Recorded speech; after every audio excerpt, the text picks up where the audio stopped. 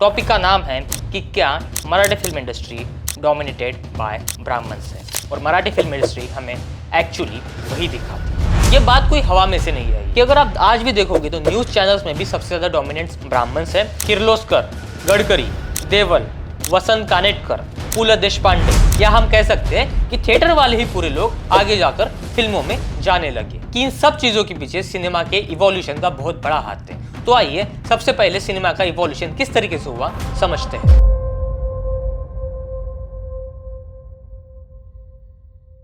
जब आज हम मराठी फिल्म इंडस्ट्री में कास्टिज्म के इस कंट्रोवर्शियल टॉपिक पर बात कर रहे हैं तो हमें एक चीज समझना होगा कि इन सब चीजों के पीछे सिनेमा के इवोल्यूशन का बहुत बड़ा हाथ है। तो आइए सबसे पहले सिनेमा का इवोल्यूशन किस तरीके से हुआ समझते हैं। मराठी सिनेमा में एक बहुत बड़ा नाम है दादा साहब फाल्के। मैं कहूंगा ये मराठी सिनेमा में नहीं बल्कि पूरे सिनेमा में, बॉलीवुड हो, तमिल हो, हर जगह पर दादा साहब फाल्के का बहुत आदर किया जाता है। ये वही व्यक्ति है जिन्होंने भारत में सबसे पहले मूवीज लाई और ये एक मराठी ब्राह्मण व्यक्ति थे। मैंने जैसे अभी बताया कि दादा साहब फाल्के ब्राह्मण कम्युनिटी से बिलोंग करते थे और उनका पूरा का पूरा इकोसिस्टम लिटरेचर और फिल्म से अटैच था, यानी जुड़ा हुआ था। और दादा साहब फाल्के ही वो व्यक्ति है जिन्होंने मराठी फिल्म्स का टोन चेंज कर दिया था। इन सब में एक बहुत इंटरेस्टिंग सा टॉपिक आता है जो आता है छत्रपति शाहू महाराज का। अगर आपको छत्रपति शाहू महाराज के बारे में नहीं पता है तो मैं बता देना चाहता हूँ, छत्रपति शाहू महाराज वही व्यक्ति थे जिन्होंने सबसे पहले भारत में रिजर्वेशन लागू किया था अगेंस्ट द ब्राह्मण्स कम्युनिटी। और इसी के कारण कोल्हापुर में जो थिएटर्स थे वो थिएटर्स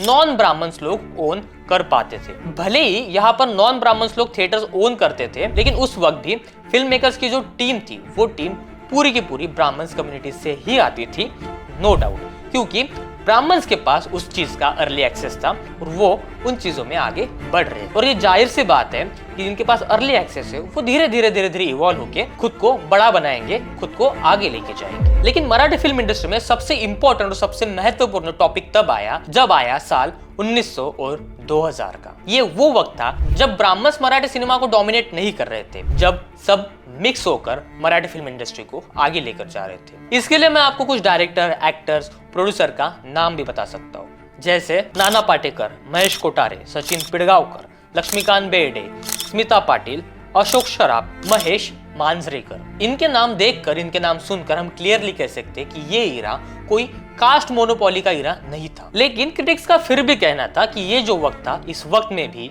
डिसीजन मेकिंग रूम और इसी के साथ कल्चरल डायरेक्शन अपर कास्ट लोगों के पास ही थे। अपर कास्ट यानी ब्राह्मण्स लोग। वेल, इन सब चीजों में सबसे बड़ा क्वेश्चन ये आता है कि ब्राह्मण्स ने डोमिनेट किया है मराठी फिल्म इंडस्ट्री पर और इसकी वजह से मराठी फिल्म्स चल नहीं रही है। ये क्वेश्चन निर्माण कहाँ से होता है, ये क्वेश्चन आता कहाँ से? इसके पीछे के सबसे बड़े कारण है हिंदी और साउथ सिनेमा, क्योंकि हिंदी सिनेमा और साउथ सिनेमा काफी लोगों में स्प्रेड होते गए, काफी लोगों को पसंद आते गए, काफी लोगों को उनकी एक्शंस, उनकी कॉमेडी पसंद आती गई और इसकी वजह से हुआ ये कि इन्होंने मराठी फिल्म्स को ओवरशैडो कर लिया, यानी मराठी इंडस्ट्री धीरे धीरे लोगों को नापसंद आने लगी और हिंदी और साउथ मूवीज लोगों को ज्यादा पसंद आने लगी। जब ये हुआ तब लोगों ने रीजन ढूंढना शुरू किया। यहाँ पर एक चीज हमें समझना चाहिए कि महाराष्ट्र में कास्ट पॉलिटिक्स बहुत ज्यादा एक्टिव है। भले ही हम महाराष्ट्र को संतांचं राज्य म्हणतो, लेकिन यहाँ पर एक चीज हमें समझनी चाहिए कि महाराष्ट्र में कास्ट पॉलिटिक्स बहुत ज्यादा एक्टिव है, आज भी है। तो लोगों ने किया इतना कि सोशल डिबेट को सिनेमा के साथ कनेक्ट करना चालू कर दिया। ये जो सवाल है, सवाल सच में बहुत ज्यादा कॉम्प्लिकेटेड है। इसका ना जवाब मैं हाँ में दे सकता हूँ और ना ही इसका जवाब मैं ना में दे सकता हूँ। लेकिन अगर हम थोड़ा पास्ट में जाए, थोड़ा हिस्ट्री में जाए और देखेंगे तो ये चीज सच है कि ब्राह्मण्स के पास कई सारी चीजों के लिए अर्ली एक्सेस था और जिसके कारण उनके पास आज भी कई सारी चीजों में डोमिनेंस है। लेकिन हम फिल्म इंडस्ट्री की बात करें तो आज के दिन फिल्म इंडस्ट्री काफी ज्यादा डाइवर्स हमें दिखती है। इसी के साथ डायरेक्टर्स लाइक नागराज मंजुळे और भाऊराव कराटे, इन जैसे डायरेक्टर ने हमें बता दिया है कि आज भी हम जिंदा हैं और हम में भी स्टोरी बनाने की ताकत है। कहने का अर्थ ये कि नैरेटिव चेंज कर दिया है। आज के दिन एक्टर्स हर कास्ट और हर रिलीजन से हमें मराठी फिल्म इंडस्ट्री में दिखते हैं और इन सब चीजों में हमें कहीं पर भी कास्ट की लिंक नहीं दिखती है। तब जब हम बात करते हैं कि फिल्म इंडस्ट्री इसलिए नहीं चलती क्योंकि ब्राह्मण्स का डोमिनेंस ज्यादा है, तो ये पॉइंट कहीं तो भी वीक गिरता है। वीडियो खत्म तो नहीं हुआ, लेकिन मैं बताना चाहूंगा कि अगर आप अभी तक वीडियो देख रहे हैं तो चैनल को सब्सक्राइब कर दीजिएगा और हाँ, वीडियो को लाइक करके कमेंट में मुझे बताइएगा कि आपको वीडियो कैसा लगा।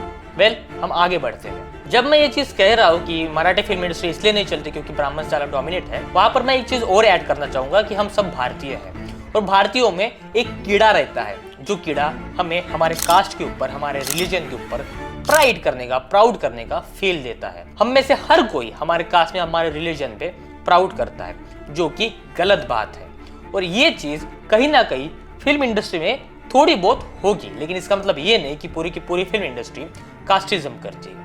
Definitely not. Marathi film industry नहीं चलने का सबसे बड़ा और सबसे इंपॉर्टेंट टॉपिक ये है क्योंकि मराठी फिल्म्स लो बजट होती है।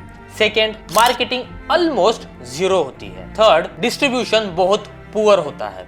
फोर्थ, हिंदी सिनेमा ने मराठी सिनेमा को ओवर शैडो कर दिया है। और 5, हमारे में कमर्शियल अप्रोच की कमी आज भी दिखती है। इन सब चीजों को हम कास्ट से जज नहीं कर सकते और ना ही हमने जज करना चाहिए। इस पूरे वीडियो के 3 सब टॉपिक निकलते हैं। वेरी फर्स्ट, जो लोग इस चीज को मानते हैं वो आर्ग्यू करेंगे कि गेट कीपिंग होता है, अर्बन एलाइट कंट्रोल करते हैं, कल्चरल बायस होता है। कई जगह पर होता भी होगा, नो डाउट। जो लोग इस चीज को डिसएग्री करते हैं वो कहेंगे आज हर कोई फिल्म बना सकता है क्योंकि स्मार्टफोन के कैमरे ने सबको इजी एक्सेस दे दिया है। वो कहेंगे कि सैराट ने प्रूव कर दिया है कि नैरेटिव ओपन है। और वो कहेंगे कि सोशल मीडिया ने सबको इक्वल प्लेग्राउंड दिया है। और इसका थर्ड सब पॉइंट निकलता है न्यूट्रल सब पॉइंट, जहां लोग कहेंगे कि हिस्ट्री में डोमिनेंस था, हिस्ट्री में उनके पास अर्ली एक्सेस था, इसलिए आज भी हमें वो ज्यादा पैमाने में दिखते हैं। और फिर वो कहेंगे कि स्टोरी टेलिंग कास्ट से लिंक नहीं होती है। मराठी सिनेमा का डाउनफॉल हो रहा है, पता नहीं कब कोई बढ़िया डायरेक्टर आएगा और इसे ऊपर उठाएगा।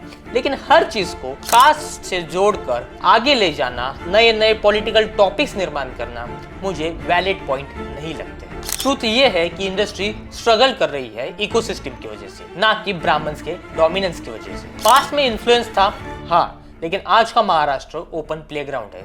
सोशल मीडिया ने सबको अपनी अपनी ताकत दी है। सबसे बड़ा क्वेश्चन ये नहीं है कि कौन मराठी फिल्म इंडस्ट्री डोमिनेट करता है, सबसे बड़ा सवाल ये है कि कौन मराठी की नेक्स्ट सबसे अच्छी मूवी बनाता है और मराठी फिल्म इंडस्ट्री को वापस ऊपर उठाता है। ग्रेटनेस किसी कास्ट की प्रॉपर्टी नहीं है, ग्रेटनेस टैलेंट की प्रॉपर्टी। इसी के साथ आज का वीडियो समाप्त करता हूँ। जल्दी मिलते हैं नई वीडियो में। Until then, thank you for watching the video and do not forget to subscribe and like the video. और कमेंट में मुझे बताना कि आप इस पूरे वीडियो के बारे में क्या सोचते हैं।